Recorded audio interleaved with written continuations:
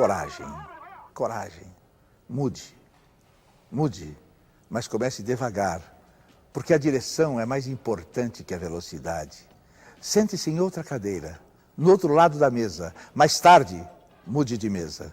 Quando sair, procure andar pelo outro lado da rua. Depois, mude de caminho. Ande por outras ruas, calmamente, observando com atenção os lugares por onde você passa. Tome outro ônibus. Mude por uns tempos o estilo das roupas. Dê os seus sapatos velhos. Procure andar descalço alguns dias. Tire uma tarde inteira para passear livremente na praia ou no parque e ouvir o canto dos passarinhos. Veja o mundo de outras perspectivas. Abra e feche as gavetas, portas, com a mão esquerda. Durma do outro lado da cama. Depois procure dormir em outras camas. Assista a outros programas de TV. Compre outros jornais. Leia outros livros. Viva outros romances. Ame a novidade. Durma mais tarde. Durma mais cedo. Aprenda uma palavra nova por dia, numa outra língua. Corrija a postura. Coma um pouco menos. Escolha comidas diferentes, novos temperos, novas cores, novas delícias. Tente o novo todo dia, o novo lado, o novo método, o novo sabor, o novo jeito, o novo prazer, o novo amor, a nova vida. Tente, tente. Busque novos amigos, tente novos amores, faça novas relações, almoce em outros locais, vá a outros restaurantes, tome outro tipo de bebida, compre pão em outra padaria, almoce mais cedo, jante mais tarde, ou vice-versa. Escolha outro mercado, outra marca de sabonete, outro creme dental. Tome banho em novos horários. Use canetas de outras cores. Vá passear em outros lugares. Ame muito, cada vez mais, de modos diferentes. Troque de bolsa, de carteira, de malas. Troque de carro. Compre novos óculos. Escreva outras poesias. Jogue os velhos relógios despertadores. Abra conta em outro banco. Vá a outros cinemas, outros cabeleireiros, outros teatros. Visite novos museus. Mude, mude. Lembre-se de que a vida é uma só. E pense seriamente em arrumar um outro emprego, uma nova ocupação, um trabalho mais light, mais prazeroso, mais digno, mais humano. Se você não encontrar razões para ser livre, invente-as. Seja criativo e aproveite para fazer uma viagem despretensiosa, longa, se possível, sem destino. Experimente coisas novas, troque novamente, mude. Mude de novo, experimente outra vez, atue. Você certamente conhecerá coisas melhores e coisas piores do que as já conhecidas. Mas não é isso que importa. O mais importante é a mudança. Porque se você tem mais medo da mudança do que da desgraça, você não impede a desgraça. A mudança, o movimento, o dinamismo, a energia, só o que está morto não muda. Repito, por pura alegria de viver. A salvação é pelo risco, sem o qual a vida não vale a pena. A maioria das doenças que as pessoas têm são poemas presos, abscessos, tumores, nódulos. Pedras são palavras calcificadas, poemas sem vazão. Mesmo cravos pretos, espinhas, cabelo encravado, prisão de ventre, poderia um dia ter sido poema, mas não. As pessoas, às vezes, adoecem da razão de gostar de palavra presa. Palavra boa é palavra líquida, escorrendo em estado de lágrima. Lágrima é dor derretida. Dor endurecida é tumor. Lágrima é alegria derretida. Alegria enfurecida, alegria endurecida é tumor. Lágrima é raiva derretida. Raiva endurecida é tumor. Lágrima é pessoa derretida. Pessoa endurecida é tumor. Tempo endurecido é tumor. Tempo derretido é poema. Tempo derretido é poema. Shakespeare não é apenas a figura central do cânone ocidental, ao lado de Cervantes, ao lado de Dante Alighieri. Ele criou a noção que temos do que é humano. Sua obra torna acessível a qualquer um a sabedoria que só um filósofo pode possuir. É uma filosofia imediata que se dá nos dramas, na mistura de tragédia e comédia, nas passagens em que Hamlet toca no problema da metafísica e Rei Lear conclui que o mundo é irrecuperável. Hamlet é o personagem mais sábio de toda a literatura.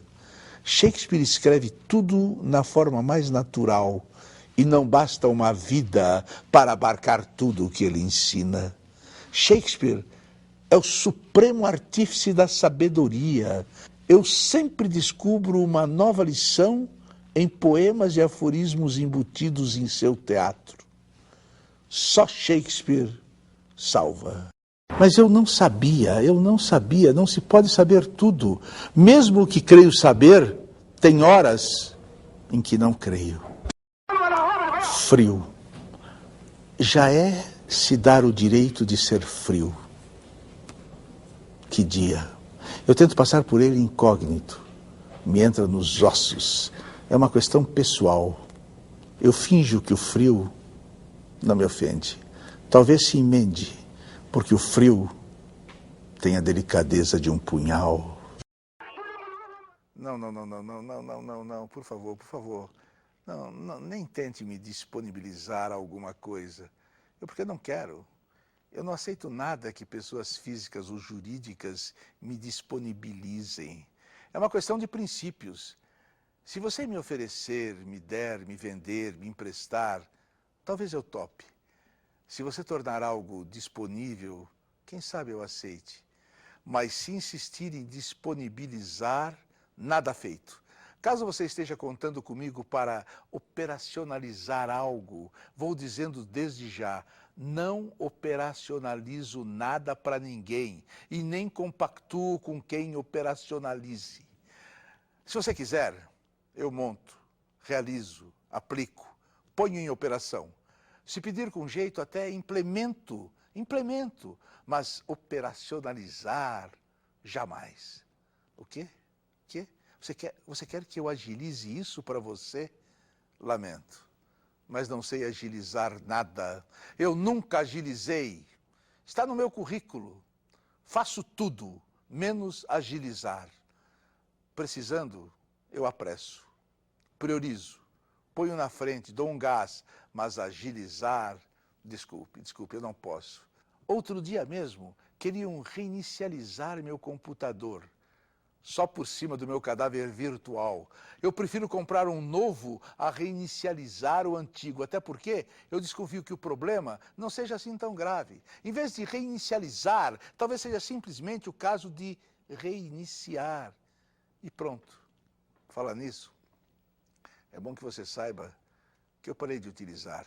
Assim, sem mais nem menos, eu sei, é uma atitude um tanto radical da minha parte, mas eu não utilizo mais nada. Eu tenho a consciência de que a cada dia que passa, mais e mais pessoas estão utilizando. Mas eu parei. Não utilizo mais. Agora só uso. É mais elegante deixar de utilizar e passar a usar. Sim, eu estou me associando à campanha nacional contra os verbos que acabam em lisar. Se nada for feito, eles nos levarão à mediocridade total. Todos os dias, alguns maus tradutores de livros americanos de marketing e administração disponibilizam mais e mais palavras que são rapidamente operacionalizadas pela mídia, reinicializando palavras que já existiam e eram perfeitamente claras, eufônicas. A doença está tão disseminada que muitos verbos honestos, com um currículo de ótimos serviços prestados, estão a ponto de cair em desgraça entre pessoas de ouvidos sensíveis. Depois que você fica alérgico a disponibilizar, como é que você vai admitir, digamos, viabilizar? É triste demorar tanto tempo para a gente se dar conta de que desincompatibilizar sempre foi um palavrão. Precisamos reparabilizar nessas palavras que o pessoal inventabiliza só para complicabilizar nossos filhos. Eles vão pensabilizar que o certo, o mais fashion, é ficar se expressabilizando dessa maneira. Já posso ouvir até as reclamações. Você não vai me impedibilizar de falabilizar do jeito que eu bem equilibilizar? Danibilizem-se todos, todos. Eu não quero mais usar nem celular e vou desligar o telefone lá de casa também. Por quantas impossíveis geografias ainda permaneceremos exilados na fronteira do equívoco, mesmo nos sabendo vizinhos de terras devolutas.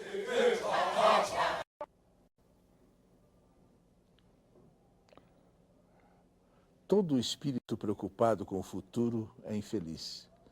O mais corriqueiro dos erros humanos é o futuro. Ele falseia a nossa imaginação, ainda que ignoremos totalmente onde nos leva. Quando pensamos no futuro, nunca estamos em nós, estamos sempre além. O medo, o desejo, a esperança joga-nos sempre para o futuro, sonegando-nos o sentimento e o exame do que é, para distrair-nos com o que será. Embora o tempo passe e já não sejamos mais. Eu sinto a vida calefar pelos poros. Eu não posso conter o apelo de minha anatomia. Eu sou veículo frágil das hipóteses desconexas, das crenças céticas, dos hermetismos confessos, corpo que não cabe em recipientes invólucros, experimentações de conter. Eu sou o títere das articulações engessadas. Sou eu mesmo, meu próprio simulacro. Limpo com espanador a memória de Maria Teresa Caetana da Silva, duquesa de Alba, enterrada no campo de Santo Isidoro, de onde foi exumada para autópsia em 1945, notando-se então a falta dos pés. Enterraram-na vestida. É assim que o corpo surge na fotografia, com a mão direita visível e um esgar de dor na caveira. A nudez aqui pertence apenas à morte, que lhe aconteceu antes dos 40 anos, como se a mais bela mulher de Espanha pudesse morrer de um dia para o outro, sem razão aparente. Falou-se de veneno, mas seu veneno era outro, o da beleza.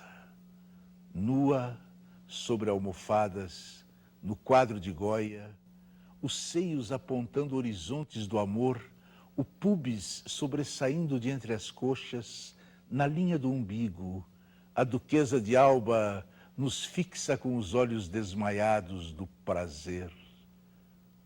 A mão que se vê no túmulo segura na tela a cabeça. E o rito da morte é substituído por um sorriso de lábios fechados, num desafio a quem por ela passa, como se alguém pudesse resistir ao abismo que se abre sobre seu braço esquerdo, onde se encontram o tecido e o torso. Nua e vestida, a duquesa de Alba está inteira. Olho para seus pés, onde cada um dos dedos, com as unhas perfeitas, não adivinha a mutilação póstuma para relíquia ou simples descuido, o que não é grave. Em algum juízo final, os restos se hão de colar. E Maria Teresa Caetana da Silva, restituída a seu esplendor, se apresentará com o argumento com que a limpo, agora, do pó dos séculos, a beleza absoluta de seu corpo, o mais puro sinal de que merece a eternidade. A criança come o barro pensando comer o ovo. Diz a gente grande, é verme. Não, é fome. A cena se repete. e ela pode comer o descampado inteiro. Uma besta rosnando quieta, babando como um cão raivoso. Andemos por esse pátio ausente de morangos. Dividamos nossas fomes. Bebamos nossos próprios sangues. A cidade é de Deus. Aqui nunca é outono. Nem Bob Esponja faz rir o lábio do menino que descasca. Frieza no sol a pino, 40 graus. Amamentemos de fúria a ética inventada pelo homem, pois cuspe é a palavra inventada para engolir a seco a mosca, essa mosca que nos tornamos nós. Cada pessoa tem uma memória. Cada país tem uma memória. Nós somos feitos dela. Sem ela, somos amnésicos. Amnésia é uma doença grave. Se o presente é muito difícil de compreender e interpretar, pior será quando nos faltarem os termos de comparação. Fundados na experiência e na história, aqueles homens e mulheres somos nós. Ainda somos aqueles homens e mulheres. O passado ainda está acontecendo. Todavia, prossigamos. Seja de que maneira for, saiamos a campo para a luta. Lutemos então. Não vimos já como a crença removeu montanhas? Não basta então termos descoberto que alguma coisa está sendo ocultada? Essa cortina que nos oculta isto e aquilo, é preciso arrancá-la. Nunca ninguém sabe se eu estou louco para rir ou para chorar. Por isso o meu verso tem esse quase imperceptível tremor. A vida é triste, o mundo é louco, nem vale a pena matar-se por isso. Ninguém, por nenhum amor, a vida continua e continua indiferente. O salto mortal é meu número especial nesta noite de domingo. Eu não tentarei o trapézio, por não saber voar sobre as cabeças que torcem para a corda arrebentar. Pensando bem, eu abrirei a noite falando ao respeitável público que eu farei a mágica final.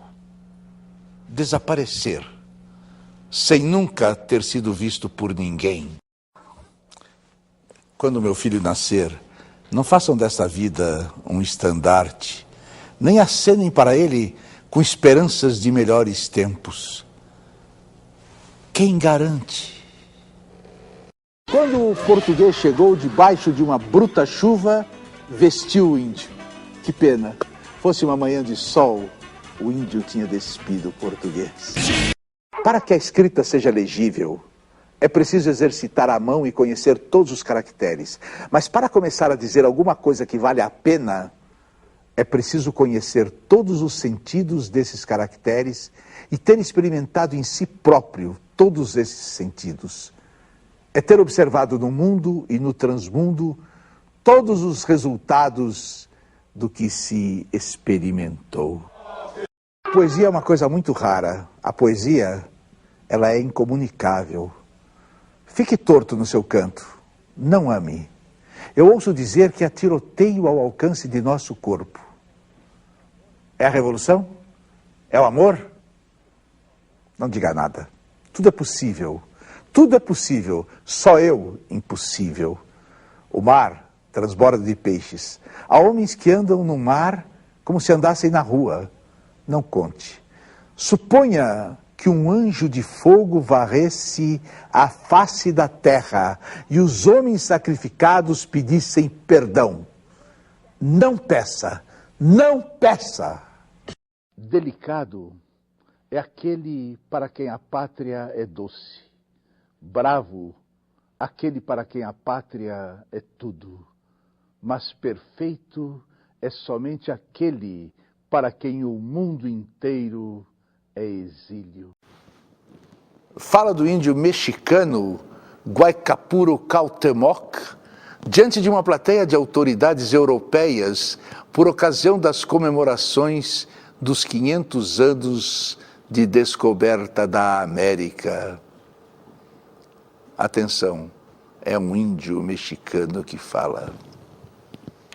Eu, Guaycapuro Cuauhtémoc, descendente dos que povoaram a América há 40 mil anos, eu vim aqui encontrar o que nos encontraram há apenas 500 anos. O irmão advogado europeu me explica que aqui toda dívida deve ser paga, ainda que para isso se tenha que vender seres humanos ou países inteiros. Pois bem, eu também tenho dívidas a cobrar. Consta no Arquivo das Índias Ocidentais que entre os anos de 1503 e 1660 chegaram à Europa 185 mil quilos de ouro e 16 milhões de quilos de prata vindos da minha terra. Teria sido um saque? Não acredito. Seria pensar que os irmãos cristãos faltaram a seu 7º mandamento. Genocídio? Não. Eu jamais pensaria que os europeus, como Caim, matam e negam o sangue de seu irmão. Espoliação? Não. Seria o mesmo que dizer que o capitalismo deslanchou graças à inundação da Europa pelos metais preciosos arrancados da minha terra. Vamos considerar que esse ouro e essa prata foram o primeiro de muitos empréstimos amigáveis que nós, índios, fizemos à Europa. Achar que não foi isso seria presumir a existência de crimes de guerra, o que me daria o direito de exigir a devolução dos metais e a cobrar indenização por danos e perdas. Eu prefiro crer que nós, índios, fizemos um empréstimo a vocês, europeus. Ao comemorar o 5º centenário desse empréstimo, nós perguntamos se vocês usaram racional e responsavelmente os fundos que lhes adiantamos. Lamentamos dizer que não. Vocês dilapidaram esse dinheiro em armadas invencíveis, terceiros Reiches e outras formas de extermínio mútuo, e acabaram ocupados pelas tropas da OTAN.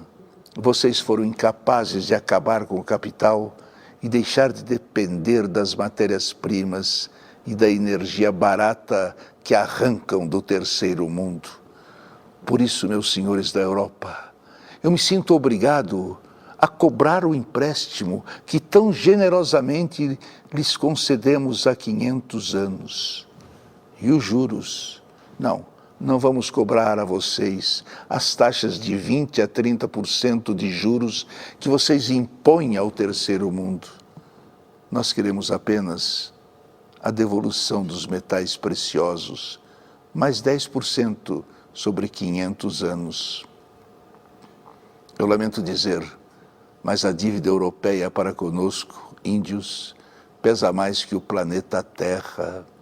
E vejam que calculamos isso em ouro e prata. Nós não consideramos o sangue derramado de nossos ancestrais. Sei que vocês não têm esse dinheiro, porque não souberam gerar riquezas com o nosso generoso empréstimo. Mas há sempre uma saída. Entreguem-nos a Europa inteira como primeira prestação de sua dívida histórica. O sexo contém tudo: corpos, almas, sentidos, provas, purezas, delicadezas, resultados, avisos, cantos, ordens, saúde, o mistério materno, o leite seminal, todas as esperanças, todos os benefícios, todas as dádivas, paixões, amores, encantos, gozos da terra, todos os deuses, juízes, governos, pessoas no mundo e seus seguidores. Tudo está contido no sexo, como parte dele ou como sua razão de ser. Toda vez que se inaugura um palco, os deuses do teatro ficam contentes e festejam. Não porque ganharam um novo templo, são deuses humildes, não querem ser adorados nem gostam, mas porque sabem que assim os homens ao redor serão mais felizes. Terão ali a oportunidade rara de assistir à própria grandeza, de ver espelhada ali a sua própria grandeza. Ali serão vividas grandes amizades e amores. Ali todos trabalharão juntos, criando acontecimentos que jamais ocorreriam sem o palco. O palco sabe que não é apenas tábuas no chão, que é um gerador de significados. Ali é o lugar onde a imaginação ficará livre, sendo a imaginação o único campo em que um homem é realmente livre. Ali serão discutidos os problemas da comunidade, porque o palco sempre foi a melhor tribuna. Ali, homens diante de homens falarão de sua alma, discutirão e compartilharão alegrias e tristezas, como se fossem um só. Trabalharão alegremente por um mundo melhor, mais solidário. Inaugurar um teatro é criar uma ilha de liberdade, de lucidez, de solidariedade.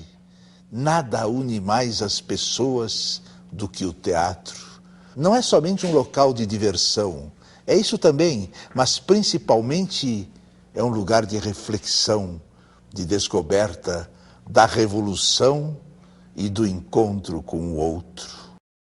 Um autor escreveu apenas uma peça de teatro, a ser encenada uma única vez, e naquele que era, em sua opinião, o melhor teatro do mundo, dirigida pelo, também em sua opinião, o melhor diretor do mundo e representada apenas pelos melhores atores do mundo. Esse autor acomodou-se, ainda antes de abertas as cortinas da noite de estreia, no local mais apropriado da galeria, invisível ao público. Lá, ele posicionou seu fuzil automático e, abertas as cortinas, pôs-se a disparar um tiro mortal na cabeça de todo espectador que, em sua opinião, ri-se no momento errado. No final do espetáculo, só restavam no teatro espectadores mortos. Durante toda a encenação, os atores e o administrador do teatro não se deixaram perturbar um só instante pelo autor obstinado e seus tiros. Como é por dentro outra pessoa? Quem é que o saberia sonhar? A alma de outrem é outro universo, com que não há comunicação possível, nem há verdadeiro entendimento. Nós nada sabemos da alma, senão da nossa. As almas dos outros são olhares, são gestos, são palavras, supondo-se qualquer semelhança no fundo. Entendemos-nos porque nos ignoramos. A vida que se vive é um desentendimento fluido, uma média alegre entre a grandeza que não há e a felicidade que não pode haver. Vamos falar sobre as virtudes, as grandes virtudes do homem. Nos últimos anos, pudemos testemunhar com nossos próprios olhos como o trabalho consciencioso, o mais sólido conhecimento, a mais séria disciplina e aplicação foram adaptados às finalidades mais atrozes. Tamanhos horrores não teriam sido possíveis sem o concurso de tamanhas virtudes. Onde está o interruptor? Liguem a tomada. Vejam, a tecnologia é a resposta. Mas qual era a mesma pergunta? Há uma diferença muito grande entre saber e acreditar que se sabe. Saber é ciência. Acreditar que se sabe é ignorância. Mas cuidado, saber mal não é ciência. Saber mal pode ser muito pior que ignorar. Na verdade, sabe-se somente quando se sabe pouco, pois com o saber cresce a dúvida que é preciso idolatrar sempre. Não temos heróis. Não temos heróis, nem jamais os tivemos. Afinal, para que servem os heróis?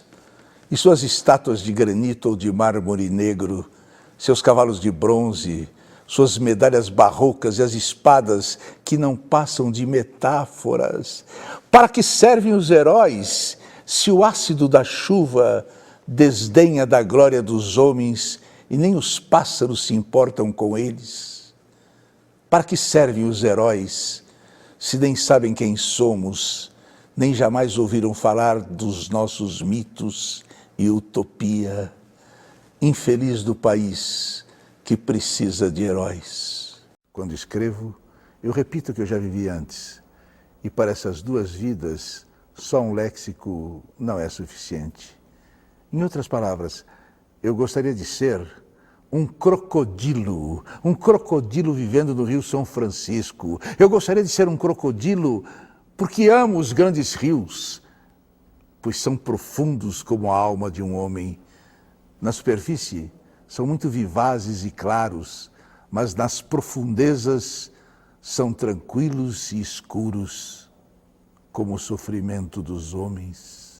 Quando eu morrer, batam em latas, rompam aos saltos e aos pinotes, façam estalar no ar chicotes, chamem palhaços acrobatas, que o meu caixão vá sobre um burro ajaezado andaluza.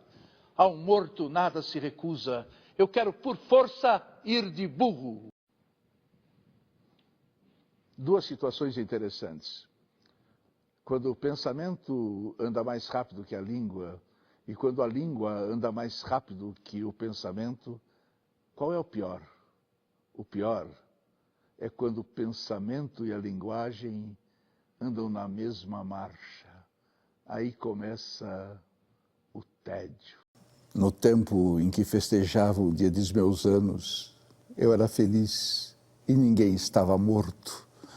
Na casa antiga, até eu fazer anos, era uma tradição de há séculos, e a alegria de todos e a minha estava certa como uma religião qualquer. No tempo em que festejavam o dia dos meus anos, eu tinha grande saúde de não perceber coisa nenhuma, de ser inteligente para entre a família e de não ter as esperanças que os outros tinham por mim. Quando vinha ter esperanças, eu já não sabia ter esperanças. Quando vinha olhar para a vida, eu perdera o sentido da vida. Sim, o que fui de suposto a mim mesmo, o que fui de coração e parentesco, o que fui de serões de meia província, o que fui de amarem-me e eu ser menino, o que eu fui, ai meu Deus, o que só hoje eu sei o que fui, e a que distância, o tempo em que festejavam o dia dos meus anos. O que eu sou hoje é como a umidade no corredor do fim da casa, pondo grelado nas paredes. O que eu sou hoje, e a casa dos que me amaram treme através das minhas lágrimas. O que eu sou hoje é terem vendido a casa, é terem morrido todos, é estar eu sobrevivente a mim mesmo como um fósforo frio. No tempo em que festejava o dia dos meus anos, que meu amor, como uma pessoa, esse tempo, desejo físico da alma de se encontrar ali outra vez, por uma viagem metafísica e carnal, com uma dualidade de eu para mim, comer o passado como pão de fome, sem tempo de manteiga nos dentes. Eu vejo tudo outra vez com uma nitidez que me cega para o que há aqui. A mesa posta com mais lugares, com melhores desenhos nas louças, com mais copos, o aparador com muitas coisas, doces, frutas, o resto na sombra debaixo do alçado. As tias velhas, os primos diferentes, e tudo era por minha causa, no tempo em que festejava o dia dos meus anos. Para, meu coração, não penses, deixa eu pensar na cabeça. Oh, meu Deus, hoje eu já não faço anos, eu duro, somam-se-me dias, serei velho quando eu for velho, mais nada. Raiva de não ter trazido o passado roubado na algibeira, no tempo em que festejavam o dia dos meus anos. Eu não quero muitas e nem poucas palavras, eu não quero definições e nem quero sentenças, eu quero apenas caminhar com sede, ouvir-me silenciosamente, enquanto eu estou atravessando essa vida em tumulto, esse alarde, essa insana busca de tudo para o nada que eu preciso. Mergulhar a palavra suja em água sanitária. Depois de 2 dias de molho, coarar ao sol do meio-dia. Algumas palavras, quando alvejadas ao sol, adquirem consistência de certeza. Por exemplo, a palavra vida. Existem outras, e a palavra amor é uma delas, que são muito encardidas pelo uso, o que recomenda esfregar e bater insistentemente na pedra, depois enxaguar em água corrente. São poucas as que resistem a esses cuidados, mas existem aquelas. Dizem que limão e sal tira sujeira difícil, mas nada. Toda tentativa de lavar a piedade foi sempre em vão. Agora, eu nunca vi palavra tão suja como perda. Perda e morte. Na medida em que são alvejadas, elas soltam um líquido corrosivo que atende pelo nome de amargura, que é capaz de esvaziar o vigor da língua. O aconselhado desse caso é mantê-la sempre de molho em um amaciante de boa qualidade. Agora, se o que você quer é somente aliviar as palavras do uso diário, pode usar simplesmente sabão em pó e máquina de lavar. O perigo, neste caso, é misturar palavras que mancham no contato com as outras. Culpa, por exemplo. A culpa mancha tudo o que encontra e deve ser sempre alvejada sozinha. Outra mistura pouco aconselhada é amizade e desejo, já que desejo, sendo uma palavra intensa, quase agressiva, pode, o que não é inevitável, esgarçar a força delicada da palavra amizade. Já a palavra força cai bem em qualquer mistura. Outro cuidado importante é não lavar demais as palavras, sob o risco de perderem o sentido. A sujeirinha cotidiana, quando não é excessiva, produz uma oleosidade que dá vigor aos sons. Muito importante na arte de lavar palavras é saber reconhecer uma palavra limpa. Conviva com a palavra durante alguns dias. Deixe que se misture em seus gestos, que passeie pela expressão dos seus sentidos. À noite, permita que se deite, não ao seu lado, mas sobre o seu corpo. Enquanto você dorme, a palavra plantada em sua carne, ela prolifera em toda a sua possibilidade. Se puder suportar essa convivência, até não mais perceber a presença dela, então você tem uma palavra limpa.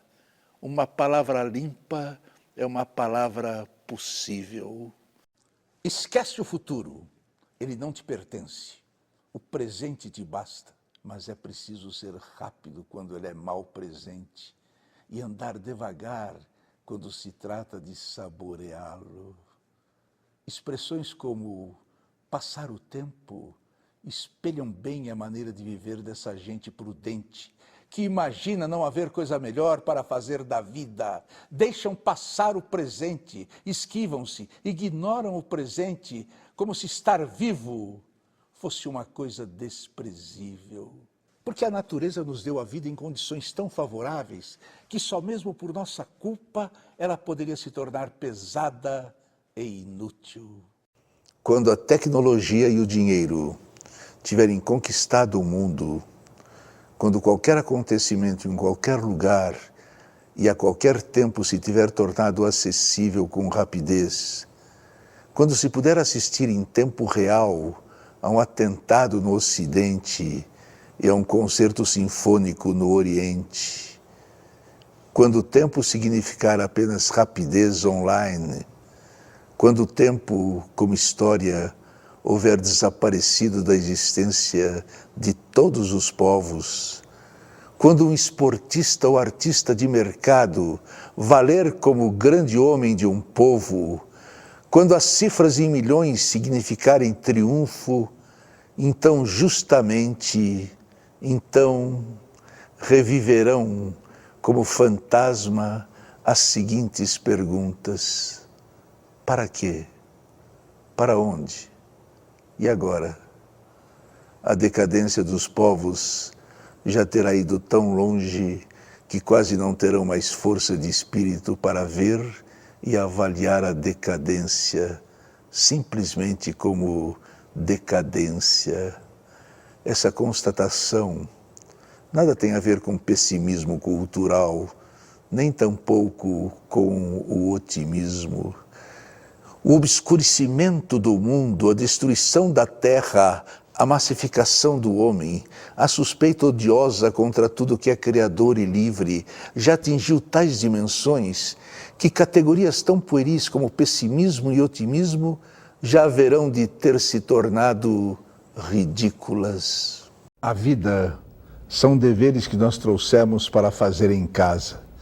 Quando se vê, já são 6 horas. Quando se vê, já é sexta-feira. Quando se vê, já é Natal. Quando se vê, já terminou o ano. Quando se vê, não sabemos mais por onde andam nossos amigos. Quando se vê, perdemos o amor da nossa vida. Quando se vê, já passaram-se 50 anos. Agora é tarde demais para ser reprovado.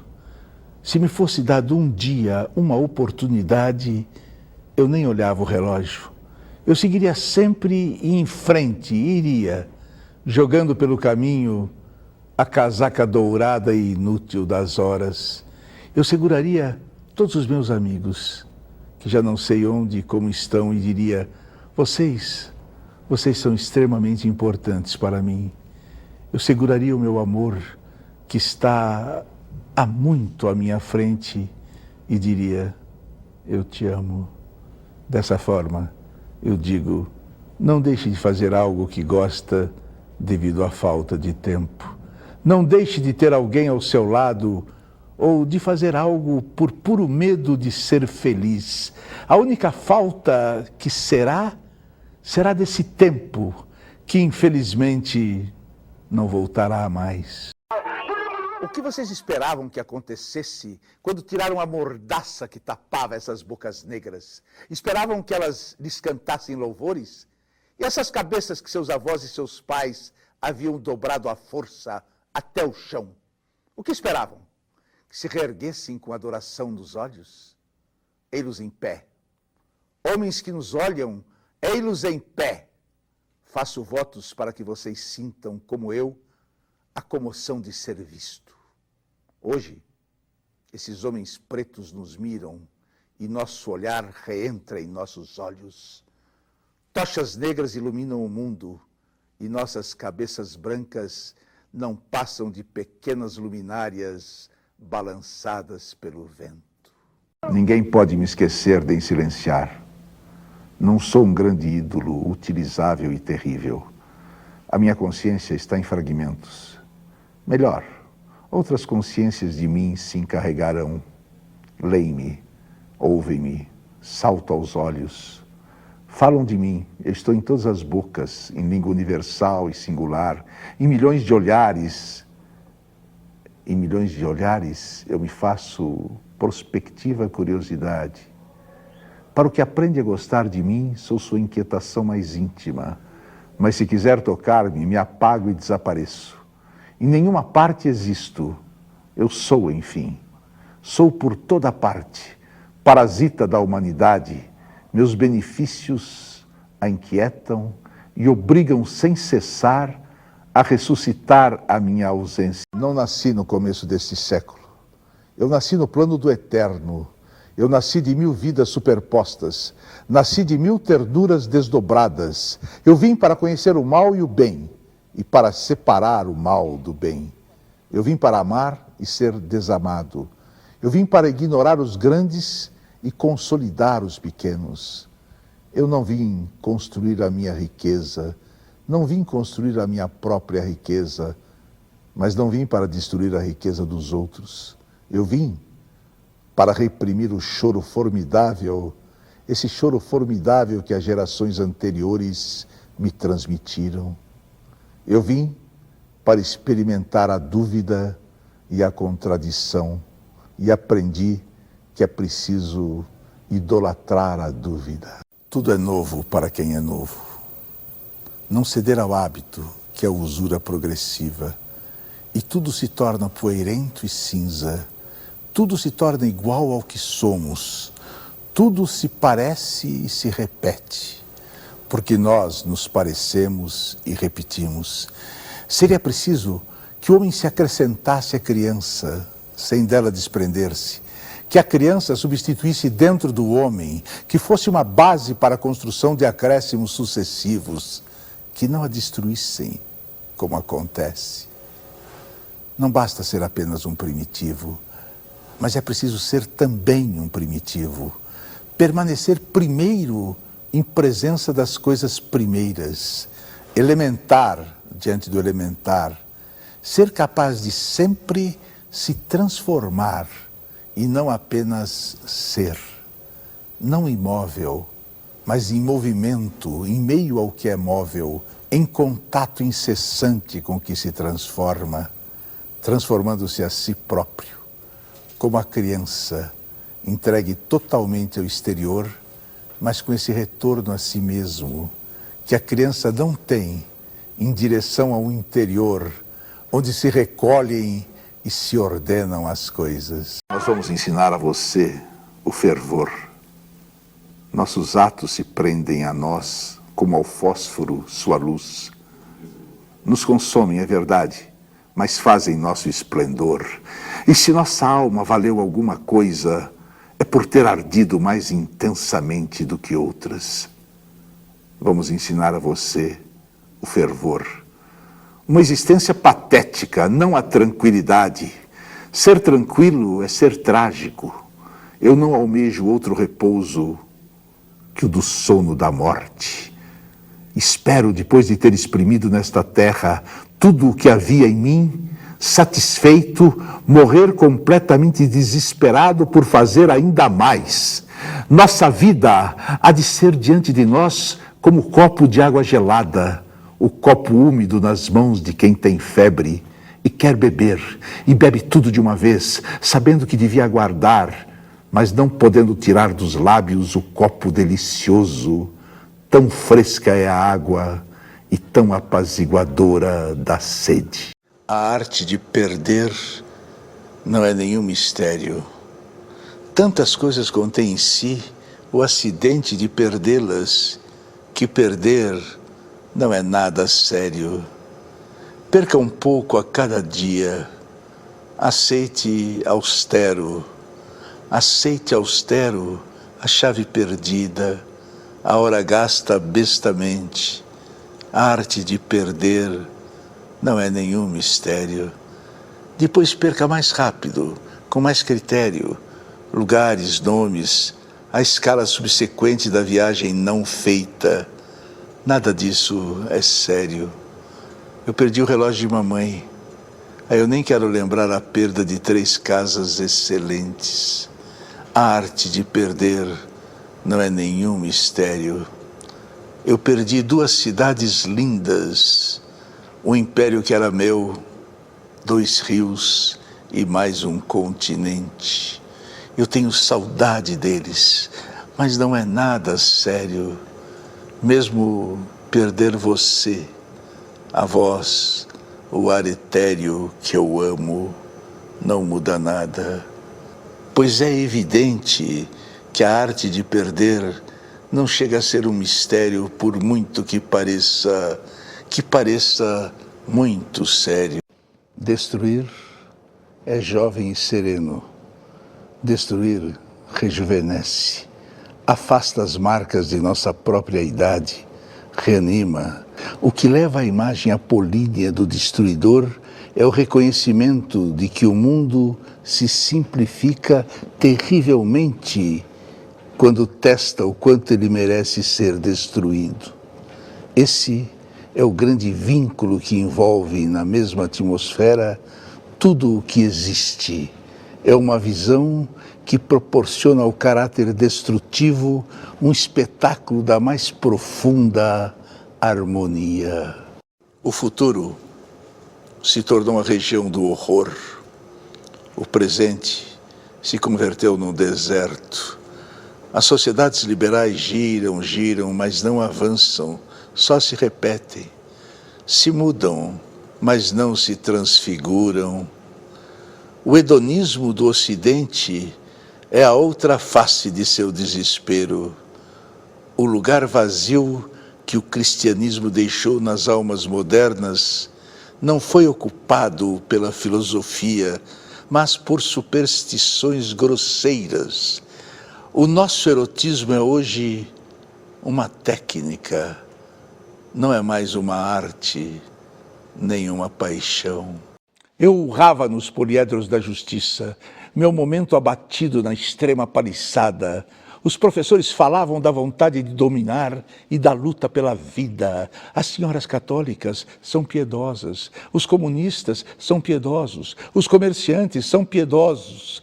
Só eu não sou piedoso. Se eu fosse piedoso, meu sexo seria dócil e só se ergueria aos sábados à noite. Eu seria um bom filho. Meus colegas me chamariam cu de ferro e me fariam perguntas. Por que o navio boia?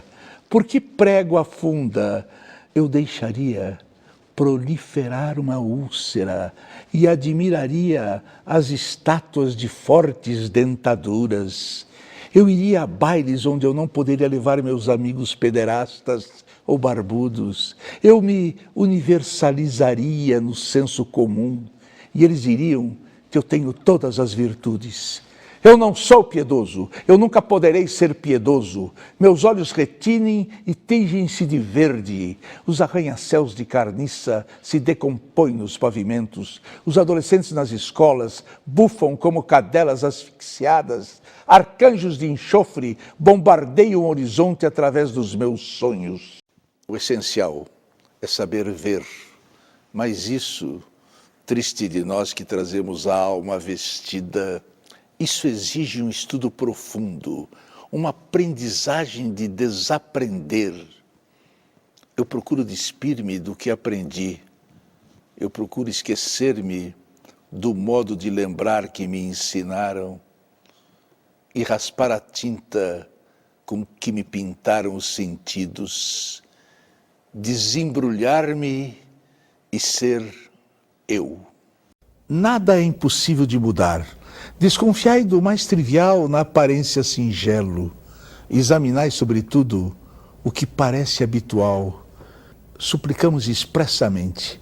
Não aceiteis o que é de hábito como coisa natural, pois em tempo de desordem sangrenta, de confusão organizada, de arbitrariedade consciente, de humanidade desumanizada, nada deve parecer natural, nada deve parecer impossível de mudar. Deus fez tudo a partir do nada. Às vezes, o nada ainda aparece no meio do que ele fez.